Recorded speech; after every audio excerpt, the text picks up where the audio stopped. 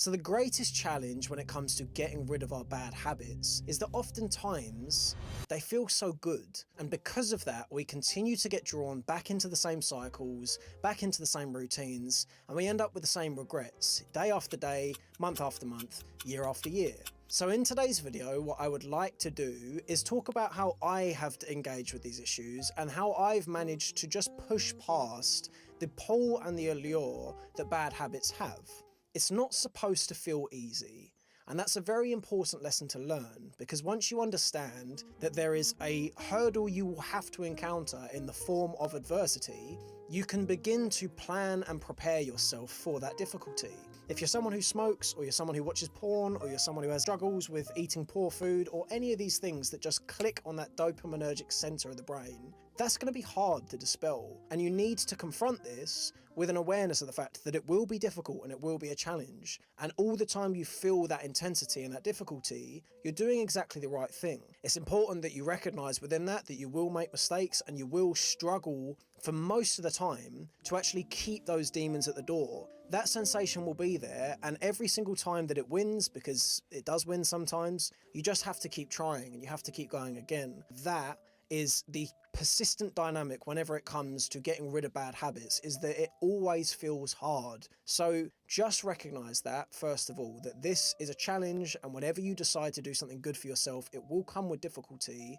And that's fine. That's part of the process. Next thing, I spoke in my last video about the importance of enjoying your life and how critical it is to actually just carve out some time for yourself to enjoy things. And there is no time that it is more prevalent and necessary to do this than when you are trying to improve and when you're trying to do good things for yourself. And when you're trying to dispel one of your bad habits, make sure that one of the tools in your toolbox for that is that you enjoy some other things too. It's always difficult, but you don't have to make it completely miserable. Allow yourself to enjoy some other things whilst you're trying to just dispel some of those bad parts about yourself. So next up, make sure that you label and you are aware of the thing that you are being troubled by. I recently heard a Buddhist adage that went along the lines of, it is a joy and a privilege to be aware of the things that trouble us, because it is far worse to not be aware of them. If you know that you have an issue with something, or there's some form of kryptonite in your world, then label it and talk about it and be aware of it, because if you let it simmer in the background and hide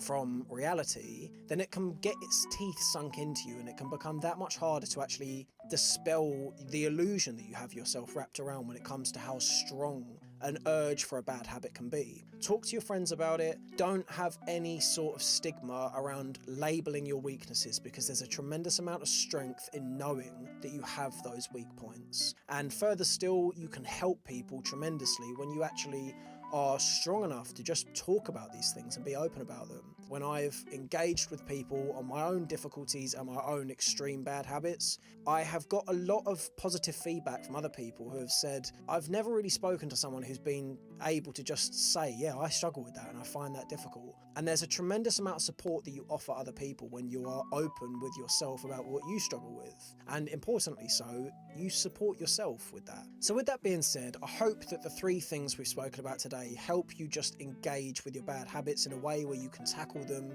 and you can get past them, because it's a wonderful feeling when you realize that you're learning to control yourself and that you're understanding yourself in a manner that means you have the power to achieve the best version of yourself. That is a very empowering sensation, and though the journey towards that is hard and complicated and you will take many a step back before you take them forward, it's worth doing, and with the right advice and the right mindset around how to engage with these issues, you can definitely become the version of yourself you want to be.